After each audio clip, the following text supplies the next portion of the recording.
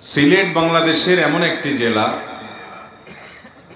যে সিলেট এবং সিলেটের পার্শ্ববর্তী জেলাগুলো বৃহত্তর সিলেট অঞ্চলের মানুষ বাংলাদেশের সবচাইতে দ্বীনমুখী, ইসলাম প্রিয়, কোরআন এবং হাদিস প্রেমী, ওলামায়ে কেরামের ভক্ত, অনুরক্ত, ওলামাদেরকে মনে প্রাণে ভালোবাসেন। এই বিষয়টি সারা বাংলাদেশের সকল ওলামায়ে কেরামই কম বেশি জানেন। সিলেটের মানুষের এই ভালো গুণটি বিভিন্ন এলাকার মানুষের মধ্যে কম বেশি পাওয়া গেলেও এই গুণ দ্বারায় তারা অন্য অনেকের থেকে সম্পূর্ণ পৃথক হন, স্বতন্ত্র হন, বিশেষ বৈশিষ্ট্য তাদের। এই জন্য এই এলাকাতে তুলনামূলকভাবে ওলামায়ে কেরামের সংখ্যাও অন্য অনেক জেলার তুলনায় অনেক বেশি।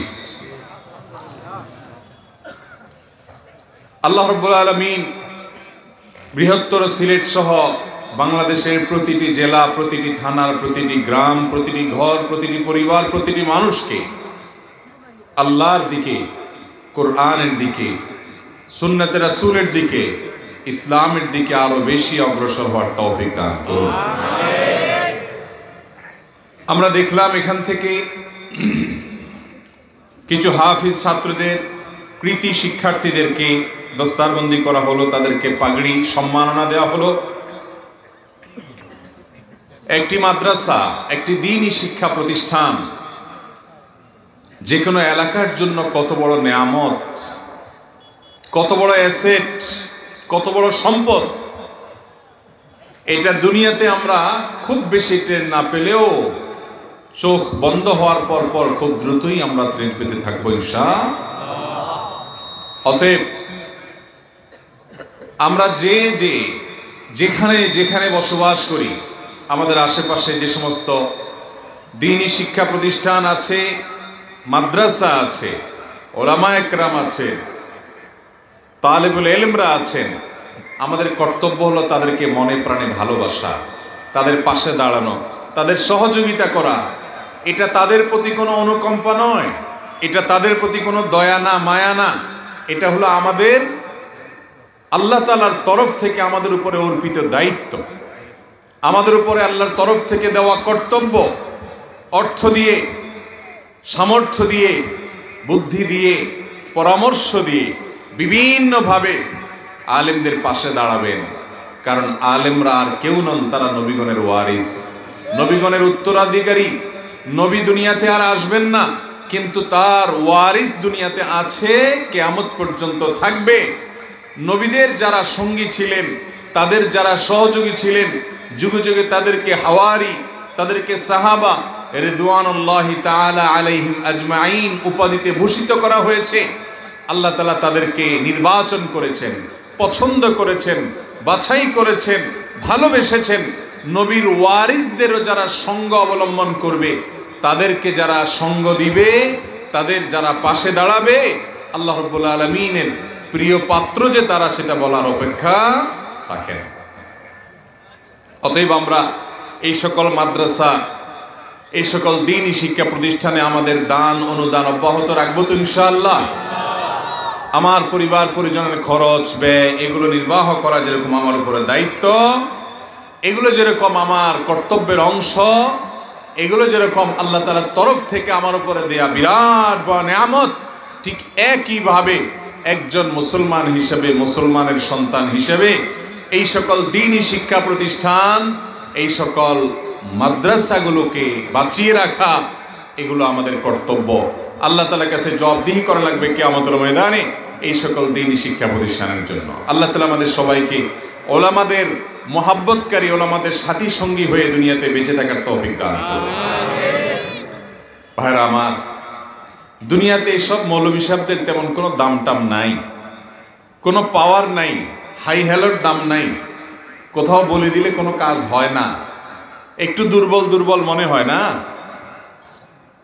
কিন্তু মুসলমানের জীবন শুধু এই দুনিয়ার জীবনেই সীমাবদ্ধ না, বরং এরপরে আসল এবং অনন্তকালের জীবন শুরু, যে জীবনের কোনো শেষ হবে সেই জীবনে দুনিয়াতে যাদেরকে দেখবেন নেতাগিরি করে, মাতবরি করে, সর্দারি করে, হাই হ্যালোর জোর আর হামকি তুমকির জোর, এদের অবস্থা দেখবেন সেখানে উল্টো মেরুতে। যাদেরকে দুনিয়াতে দিনহীন এবং মিসকিন মনে করছেন, দুর্বল মনে করছেন, সেদিন দেখবেন আল্লাহ তাআলার প্রিয় বান্দাদের পাওয়ার এবং প্রভাব কি তখন। তাদের সুপারিশ, আল্লাহ যাকে সুপারিশ করার অনুমতি দিবেন তিনি সুপারিশ করবেন। তাদের এক একজনের সুপারিশে কি হবে, তখন দুনিয়ার এই সমস্ত সুপারিশ বড় তুচ্ছ মনে হবে। আল্লাহ তাআলা সেই ইয়াউমুল কিয়ামার প্রতি ঈমান আনয়নকারী মানুষ হিসেবে আমাদের প্রত্যেককে, ওলামাদেরকে, দ্বীনি শিক্ষা প্রতিষ্ঠানকে মনে প্রাণে ভালোবাসার তৌফিক দান করুন। আমাদের সন্তান ভর্তি করাবো, নিজের কলিজার টুকরো সন্তানকে ইলম শিখাবো, সে আর কিছু হতে পারুক আর না পারুক, অন্তত মানুষ হবে। সে হয়তো দুনিয়ার অনেক বড় কিছু নাও হতে পারে, কিন্তু সে মানুষ হবে, অন্তত অমানুষ হওয়ার সম্ভাবনা কম। ঠিক না ভাই? ঠিক। মাদ্রাসায় পড়ে মানুষ অমানুষ হয় শতকরা কতজন? হাজার লাখে একজনও খুঁজে পাওয়া কঠিন হবে। অতএব আমাদের সন্তানরা আর কিছু হোক আর না হোক, আগে মনুষ্যত্ব তাদের মধ্যে আসুক, এটা আমরা চাই কি চাই না? তাহলে সন্তানকে দ্বীনি শিক্ষা দেওয়ার কোনো বিকল্প পথ দুনিয়াতে খোলা চেষ্টা করব না ইনশাআল্লাহ। আল্লাহ তাআলা আমাদেরকে এই সকল দ্বীনি শিক্ষা প্রতিষ্ঠানের সাথে সম্পৃক্ত থাকার, লেগে থাকার, সাহায্য সহযোগিতা করার তৌফিক দান করুন। যে মাদ্রাসা শিক্ষার্থীদেরকে পাগড়ি পরানো হলো, মাদ্রাসার পক্ষ থেকে এই আয়োজন যৌথভাবে আয়োজন করা হলো, এলাকাবাসী যারা আছেন, প্রবাসী যারা আছেন, আপনাদের প্রতি উদাত্ত আহ্বান রেখে গেলাম, আপনারা এই মাদ্রাসার পাশে দাঁড়াবেন ইনশাআল্লাহ। চেষ্টা করবেন তো ইনশাআল্লাহ? আল্লাহ তাআলা আমাদের সবাইকে তৌফিক দান করুন। মুহতারাম হাজরিন, আমি গুরুত্বপূর্ণ একটি আয়াত যেটি সূরা বাকারায় নাজিল হয়েছে তিলাওয়াত করেছি। এই আয়াতের মূল যে আলোচ্য বিষয় সেটিকে সামনে রেখে নবী করিম সাল্লাল্লাহু আলাইহি সাল্লামের বিখ্যাত একটি হাদিস আমি পেশ করেছি। এর আলোকে খুব সংক্ষেপে কিছু কথা, দু চারটি কথা আমি আলোচনা করে আপনাদের যে প্রশ্ন উত্তরগুলো আছে সেগুলো প্রবেশ করে যেতে চাই। আল্লাহ রাব্বুল আলামিন বলেছেন, ওয়া মিনান নাসি মান ইয়াত্তাখিযু মিন দুনিল্লাহি আনদাদান ইউহিব্বুনাহুম কাহুব্বিল্লাহ। সমাজে কিছু মানুষ আছে যে মানুষগুলো আল্লাহ ছাড়া অন্যদেরকে, বিভিন্ন উপাস্যকে, যাদেরকে আল্লাহর সমকক্ষ মনে করা হয়, আল্লাহর সমকক্ষ বানিয়েছে মুশরিকরা। শিরকের বহুবিধ প্রকার আছে, আজও নিত্য নতুন শিরকের প্রকার আমরা দুনিয়াতে দেখতে পাই। তো এই শিরকের মাধ্যমে আল্লাহর সমকক্ষ যাদেরকে বানানো হয়েছে, সেই মানুষগুলোকে আল্লাহর মতো করে ভালোবাসে, এরকম কিছু মানুষ সমাজে আছে।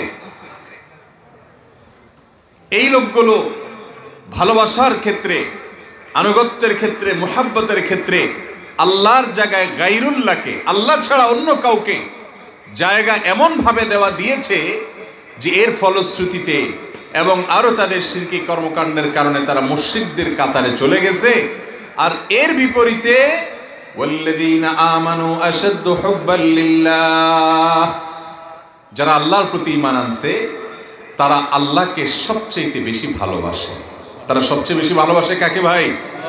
আল্লাহ রাব্বুল আলামিনকে। এই জন্য তার ভালোবাসার সকল মূল সূত্র হলেন আল্লাহ রাব্বুল আলামিন। সে কাউকে ভালোবাসলে আল্লাহর জন্য ভালোবাসে, কারণ তার মূল ভালোবাসা কার কারণে? আল্লাহর কারণে। সে যেহেতু আল্লাহকে সবচেয়ে বেশি ভালোবাসে এবং আল্লাহর চাইতে ভালো আর কাউকে সে বাসে না, এই জন্য দুনিয়ার কোনো ব্যক্তিকে, কোনো বস্তুকে, কোনো জায়গাকে, কোনো এলাকাকে, কোনো এলাকার মানুষকে, যে কোনো কিছুকে ভালোবাসে, ঘুরে ফিরে সেটা আল্লাহর কারণেই ভালোবাসে। আবার কাউকে শত্রুতা করলে, কাউকে অপছন্দ করলে সেটাও আল্লাহর কারণে অপছন্দ করে। এই জন্য নবীজি সাল্লাল্লাহু আলাইহি সাল্লাম বলেছেন, মান আহাব্বা লিল্লাহ, যে কাউকে ভালোবাসে। একটা যুবক এলাকাতে 5 ওয়াক্ত নামাজ পড়ে, হারাম থেকে বাঁচার জন্য চেষ্টা করে, যুদ্ধ করে, সংগ্রাম করে, সমাজের সবাই নানান উন্মাদনায় মাতে, কাফের মুশরিকদের ভালোবাসায়, তাদের ভক্তিতে নিজেদের সকল শক্তি, সামর্থ্য, আবেগ, শ্রদ্ধা এগুলোকে উজাড় করে দেয়। কিন্তু একজন যুবক, তাকে আপনি দেখেছেন যে সে এর বিপরীতে চলার চেষ্টা করে, সে ভালোবাসে শুধু আল্লাহকে। আপনি ওই যুবকটাকে অনেক পছন্দ করেন, মায়া করেন, ভালোবাসেন। কেন? কারণ তার ভিতরে আল্লাহর আনুগত্য আছে, আল্লাহর গোলামি আছে, আল্লাহর দাসত্ব আছে, আল্লাহর নির্দেশকে মানার গুরুত্ব আছে। এই জন্য আপনি তাকে ভালোবাসেন। এই যে আল্লাহর জন্য আপনি ভালোবাসলেন। আর মান আবগাদা লিল্লাহ, কাউকে আপনি অপছন্দ করলেন, সেটা আল্লাহর জন্য করলেন। লোকটা খারাপ মানুষ, সেজন্য আপনি তাকে অপছন্দ করেন। লোকটা কথায় কথায় মুখ খারাপ করে, কোরআন হাদিসের বিরোধী কাজ করে, গালমন্দ করা কোরআন হাদিস বিরোধী কাজ শিক্ষা করে, এই জন্য তাকে আপনি অপছন্দ করেন। লোকটা হয়তো হারাম হালাল বাজ বিচার করে না, হারামে লিপ্ত, এই জন্য তাকে আপনি অপছন্দ করেন। একজন যুবক, তার ভিতরে আল্লাহর আনুগত্য নাই, এই জন্য তাকে আপনি পছন্দ করেন না। হয়তো তাকে পছন্দ করার অনেক দিক আছে, হয়তো সে দেখতে শুনতে সুন্দর, হয়তো তার ব্যবহারটাও অমায়িক, হয়তো তার আরো অনেক যোগ্যতা আছে, কিন্তু তার ভিতরে আমার আল্লাহ নাই, অর্থাৎ আল্লাহর আনুগত্য নাই, আল্লাহকে কেন্দ্র করে ভালোবাসার কোনো সূত্র নাই, সেজন্য আমি তাকে অত বেশি পছন্দ করি না। এই যোগ্যতা যার অর্জন হবে, ও আতা লিল্লাহ, কাউকে কিছু দেয় সেটা আল্লাহর জন্য দেয়, দুনিয়ার কোনো কারণে দেয় না।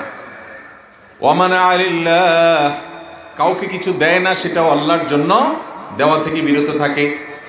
ফাকাদ ইস্তাকমালাল ঈমান, তাহলে এই ব্যক্তি হলেন কামেল ঈমানদার, পরিপূর্ণ মুসলমান, এর ঈমানটা পরিপূর্ণ হয়ে গেল। মুহতারাম হাজিরিন, আজ এই একটা পয়েন্ট, এই একটা বিষয় দিয়ে আমাদের সমাজের হাজার হাজার লক্ষ লক্ষ কোটি কোটি মুসলমানকে আজ আমরা পার্থক্য করতে পারবো কার পরিপূর্ণ ঈমান নসিব হয়েছে, আর কে কপাল পোড়া টিম টিম করে কোন রকম নিব নিব করে জ্বলতে থাকা দুর্বল ঈমান নিয়ে দুনিয়াতে হেঁটে চলছে। সেই মানুষগুলোকে পার্থক্য করা যাবে এই আয়াত এবং হাদিসের আলোকে। যাদের মধ্যে ভালোবাসা হবে আল্লাহর খাতিরে, তারা কামেল ঈমানদার। যাদের ভালোবাসা হবে আল্লাহ ছাড়া অন্য কোনো কারণে, তারা কখনো কামেল ঈমানদার হওয়ার প্রশ্নই ওঠে না।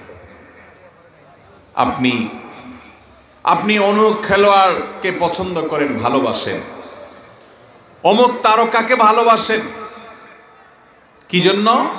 সে খুব আল্লাহর অনুগত গোলাম, সেজন্য।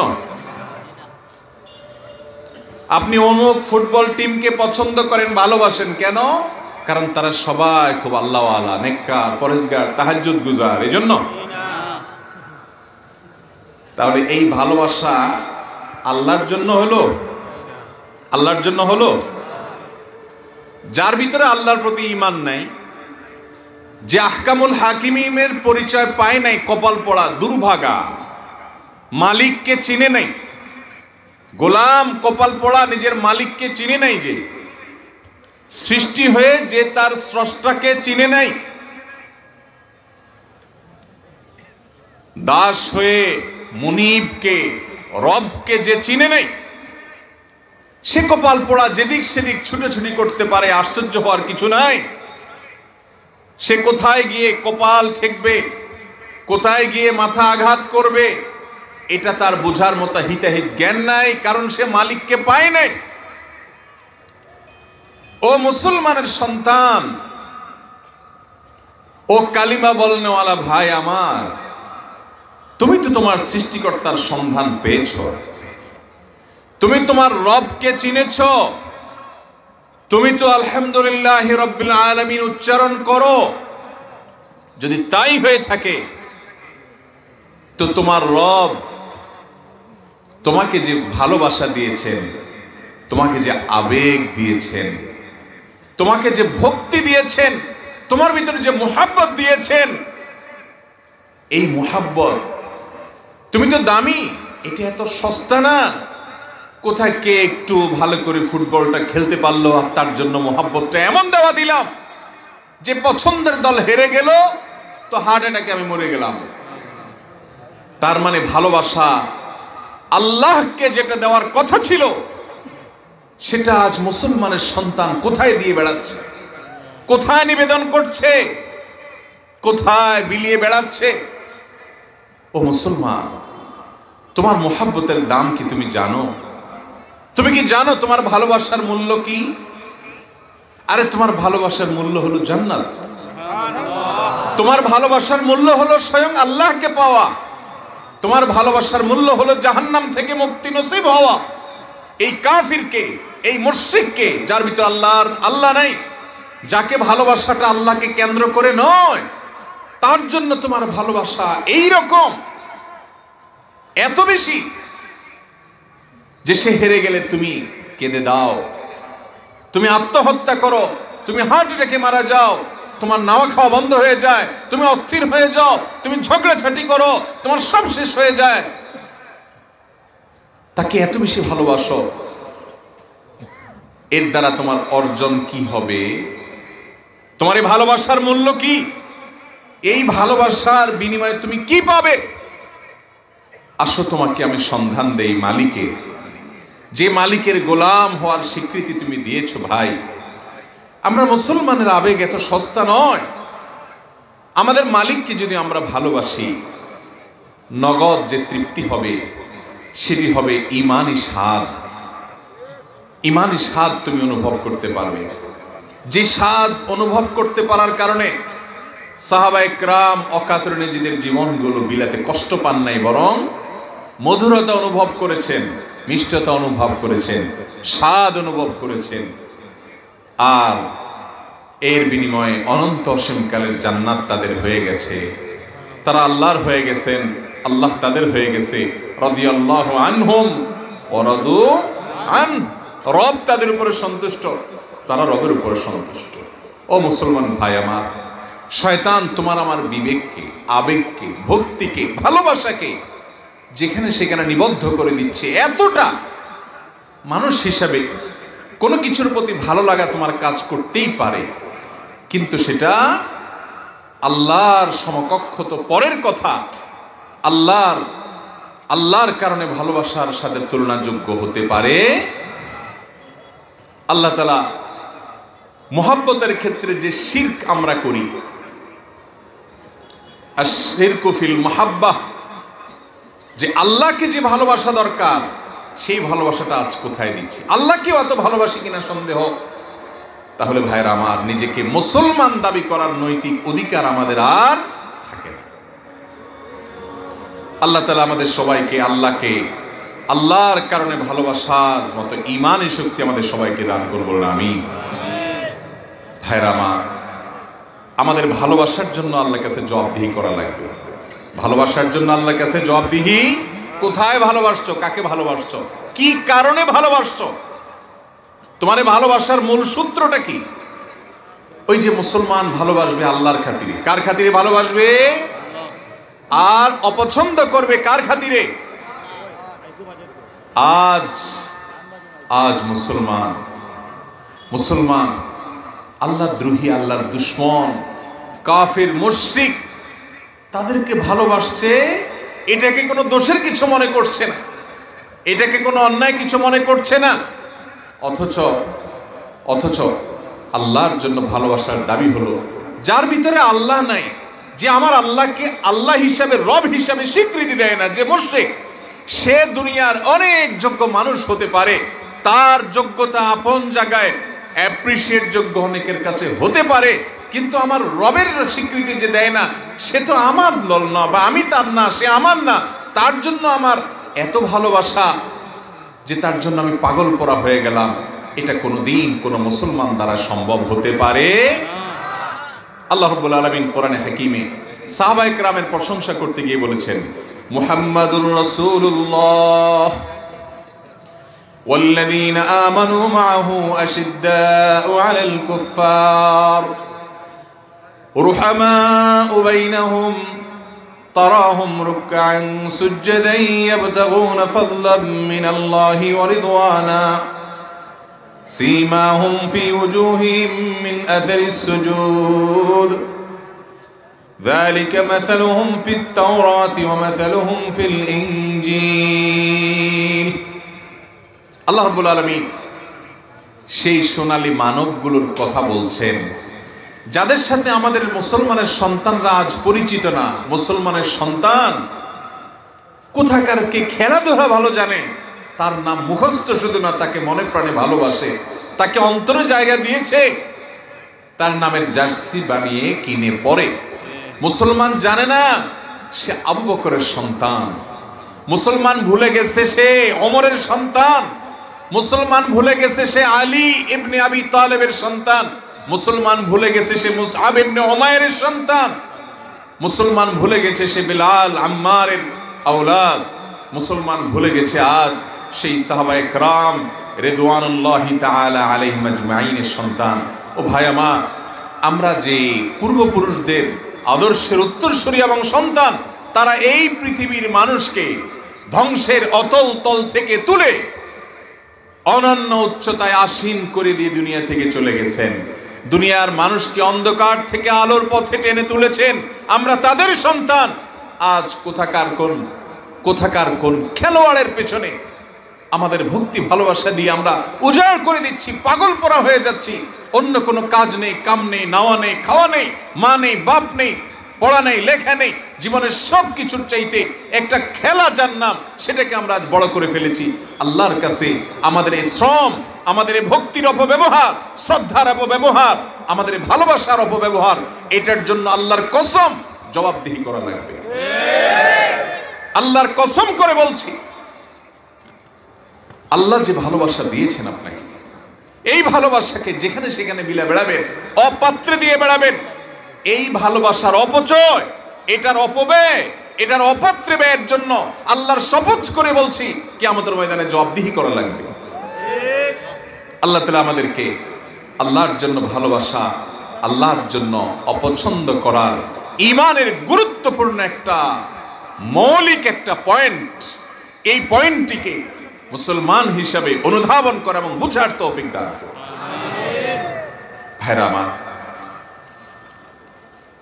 মোহাব্বতের ক্ষেত্রে মানুষ শিরক করে। সেই শিরকের, আমি বলছি না এই শিরকের ফলে, অর্থাৎ আজকের এই জাতীয় মোহাব্বতের ফলে কেউ মুশরিক হয়ে যাচ্ছে গিয়েছে, সেই ফতোয়া মাসালা আমি দিচ্ছি না। কিন্তু কোন মুসলমানের ইসলামের সাথে, ইমানদারের ইমানের সাথে আমাদের এই ভালোবাসার এই হাস্যকর ব্যবহার কখনো যায় না। আল্লাহ তাআলা আমাদেরকে বুঝার তৌফিক দান করুন। আমরা ভালোবাসবো কার জন্য? অপছন্দ কার জন্য করব? আল্লাহ তাআলা আমাদেরকে আল্লাহর জন্য ভালোবাসা এবং আল্লাহর জন্য অপছন্দের এই গুরুত্বপূর্ণ ইবাদতকে বুঝার তৌফিক দান, আমল করার তৌফিক দান। আসুন ভেতর থেকে ঝেড়ে ফেলে দিই, তওবা করি, আগের সব আল্লাহ মাফ করবেন। আল্লাহ, একজন মিস্ত্রি হিসাবে ভালো, তাকে আমার ভালো লাগতেই পারে। একজন কোন দুনিয়াবি দিক থেকে তার দক্ষতা আছে, বৈধ এবং হালাল হতে হবে, সেক্ষেত্রে তাকে আমার পছন্দ লাগতেই পারে। কিন্তু আমার ভালোবাসা, ভক্তি, মোহাব্বত, শ্রদ্ধা বলতে যে জিনিসটা আছে, মূলত আবেগ বলতে যেটা আছে, এটা মূলত আমি নিবেদন করব শুধুমাত্র ওই ব্যক্তিকে যার মধ্যে আমার আল্লাহ আছেন। তাহলে আমি আল্লাহর প্রতি ইমানদার দাবি করতে পারি। মুখে বলি আমানতু বিল্লাহ, মুখে বলি আল্লাহ আপনি আমার পালনকর্তা, আপনি আমার খাওয়ান, কিন্তু কাজে দেখা যাচ্ছে ভালোবাসা আল্লাহর জন্য না। আমরা আজকে অনেক উদার মুসলমান, আমরা এত উদার, আমাদের কলিজা এত বড় যে আমরা এখন আল্লাহদ্রোহী, আল্লাহর দুশ্মন, কোরআন হাদিস এর দুশ্মন হলেও তাদেরকেও আমরা বুকে নিতে কার্পণ্য করি না, কারণ মনটা নাকি আজকাল তাদের অনেক বড়। এই বড় মনের মানুষটাকে যদি জিজ্ঞেস করেন, একটা লোক তোমার মায়ের চরিত্র নিয়ে প্রশ্ন তোলে, বলে যে তোমার মার নাকি চরিত্র ভালো না, তুমি নাকি জন্মটা সঠিকভাবে তোমার হয় নাই, তোমার বাবার পিতৃত্ব নিয়ে প্রশ্ন তোলে একটা লোক, সেটা মানে না, স্বীকার করে না তুমি অমুকের ছেলে। কিন্তু লোকটা আবার খেলোয়াড় হিসাবে সুপার খেলোয়াড়, লোকটার অনেক যোগ্যতা আসে, সে অনেক ক্যারিসমেটিক যোগ্যতা রাখে, কিন্তু তার বিশ্বাস হলো এই যে তোমার মাকে, তোমার মায়ের চরিত্র নিয়ে সে প্রশ্ন তোলে। কি বলেন? কয়জন উদার যুবক পাবেন যে সেটা তার ব্যক্তিগত ব্যাপার, সে কি বিশ্বাস করে না করে, কিন্তু সে যেহেতু অনেক ভালো খেলে এই জন্য আমি তার ফ্যান, আমি তার ভক্ত। এই রকম বড় কলিজার একজন মানুষ পাওয়া যাবে? পাওয়া যাবে দুনিয়াতে? শেয়ানা পাবলি জায়গা মতো ঠিকই বুঝে যে কোথায় কতটুকু উদার হওয়া। তোমার মায়ের সতীত্ব নিয়ে প্রশ্ন তোলায়, বিশ্বাস না করায়, সে লোকটা যত যোগ্য হোক তুমি কখনো তাকে অন্তর থেকে নিতে পারো না। তোমার রবের একত্ববাদকে যে অস্বীকার করে, তোমার রবকে যে গালি দেওয়ায় বিশ্বাস করে, তোমার রবের সঙ্গে শিরককে যে তার ইবাদত মনে করে, তোমার নবীকে যে মিথ্যাবাদী মনে করে, মুসলমানের সন্তান তুমি তাকে তার বিশেষ কোনো দক্ষতা বা নৈপুণ্যের কারণে অন্তরের অন্তঃস্থলে জায়গা দিয়ে ভালোবাসায় তুমি গদগদ করছো, তুমি উদারতা দেখাচ্ছ। আল্লাহর শপথ, তুমি উদার নও, তুমি উদাসীন। তোমার এই কর্মকাণ্ডকে তো শয়তান তোমার কাছে উদারতা, বড় মনের পরিচয় দেখাচ্ছে। আমি দেখছি ইমানের ব্যাপারে তোমার উদাসীনতা আছে, ইমানের ব্যাপারে তোমার খবর নাই। মুসে তাও দিয়ে দুনিয়া থেকে যাও, রবের সামনে দাঁড়াতে হবে। ইয়াউমা ইয়াকুমুন নাসু লিরাব্বিল আলামিন, রব্বুল আলামিনের সামনে মানুষদের দাঁড়াতে হবে। ভাই, এই জীবনই শেষ নয়, প্রতিটি বিষয়ের হিসাব দিতে হবে। সেদিন যে এই সমস্ত উদারতার কথা বলিও, কবরে যখন জিজ্ঞেস করবে মার রব্ব, তোমার রবকে, তখন বলবা যে আমি শুধু মুসলমান, আল্লাহর কথা বললে একটা হয়, আমি উদার বলিও। আল্লাহ তাআলা আমাদের যুবকদেরকে বোঝার তৌফিক দান করুন। এইসব কথা বললে যুবকরা বলে, হুজুর ইসলামে কি তার মানে কোনো খেলাধুলা নাই, হাসি বিনোদন নাই? আপনারা যা বলেন তাতে সারাদিন শুধুমাত্র ফেরেশতা হয়ে বসে থাকতে হবে, এটা কি জীবন চলে? কোন মৌলবী বলছে তোমাকে ইসলামে বিনোদন নাই, খেলাধুলা নাই? কে বলেছে? ভাইরা মা, ইসলামে নাই এমন কিছু নাই, মানুষের যা প্রয়োজন তার সব কিছু ইসলামে আছে। তুমি শুধুমাত্র খুঁজে নিতে পারছো না। তুমি নিজে শারীরিক কসরতের জন্য খেলাধুলা করো, সেখানে যদি জুয়া না থাকে, হারাম কিছু না থাকে, সেখানে তোমার শারীরিক কসরত হয়, মানসিক তোমার বিকাশ ঘটে, তুমি সেটা করো, কোনো অসুবিধা নাই। শরীয়তের সীমানার মধ্যে থেকে আল্লাহর আদেশ নিষেধ যেগুলো আল্লাহ দিয়েছেন, এগুলো তোমার কল্যাণে দিয়েছেন। শয়তান তোমাকে টেনে টেনে জাহান্নামের দিকে নিচ্ছে, তুমি টের পাচ্ছ না, চাকচিক্যময় করে দিচ্ছে। তুমি শরিয়ার সীমানার মধ্যে অনেক বিনোদন করতে পারবে। আমাদের নবী করিম সাল্লাল্লাহু আলাইহি সাল্লাম ইথিওপিয়ান সাহাবীদের এক ধরনের খেলা মসজিদে নববীতে, মসজিদের আঙ্গিনাতে তারা খেলছিলেন, তিনি আমাদের আয়েশা রাদিয়াল্লাহু আনহাকে সেই খেলা দেখিয়েছেন। আছে না নাই হাদিসে? মুসলমান শরিয়ার সীমানার মধ্যে থেকে শরিয়ার নীতিমালাকে লঙ্ঘন করা ছাড়া বিনোদন করবে, খেলাধুলা করবে। কোথাকার কে খেলতেছে, তুমি ভূতের মতো টেলিভিশনের দিকে চায় রইলা। খেললো সে, ব্যায়াম হইলে ওর হইলো, টাকা কামাইলে ও কামাইলো, লস হইলে অল হইলো, তোমার কিছুই নেই, তোমার ঢাল নাই, তরবারি নাই, নিধিরাম সর্দার। এখানে দেখে সেই গোল দিলে তুমি লাফায় উঠলা, গোল দিল না সে কেঁদে দিলা, তোমার কি লাভ? শয়তান তোমাকে ঠিক ঠিক বলতেছেন, খেলা দেখা তো ছাড়েন না কয়েক। ওয়াজ মাহফিলের সমস্যা হলে এটা সবই ঠিক, তা আমলের বেলায় সবাই তো আর একরকম না। তওবা করবো তো ইনশাআল্লাহ। এ ভাই, টেলিভিশনের দিকে চায় থাকলে চোখের কি খুব উপকার হয়? বসে থাকতে থাকতে পোলাপান সব ফুলে যাচ্ছে। যত বাসা বাড়িতে যাবেন, আরে আমরাও তো ইয়াং ছিলাম, এই যে মুরব্বীরাও তো ইয়াং ছিলেন, জিজ্ঞেস করেন। গোল্লা শুট খেলছি, হাডুডু খেলছি, ফুটবল খেলছি, দৌড়াদৌড়ি করছি। গ্রামের পোলাপান, শহরের পোলাপান ছুটোছুটি করছে, শরীরে চর্বি জমে নাই, সুস্থ ছিল। আর এখন বসে বসে সারাদিন ভূতের মতো মোবাইল টিপে আর ওই টিভির দিকে, ভূতের দিকে তাকায় থাকে। নিজে খেলার খবর নাই, নিজে খেললে না তোমার শরীরের ভিতরে উপকার, সেটার উপকারিতা আসবে, তোমার নিজের খেলার খবর নাই। ওই বেটা দৌড়ায় খেলতেছে, খেলতে খেলতে ঘাম জড়ায় ফেলতেছে, ওর চর্বি গলে যাচ্ছে, ওর স্বাস্থ্য ভালো হচ্ছে, ওর পয়সা উপার্জন হচ্ছে, তুমি এখানে ভূতের মতো শুধু হঠাৎ করে গোল করে চিল্লে উঠলা। তোমার লাভ কি? তোমার লাভ কি? এটার নাম বিনোদন?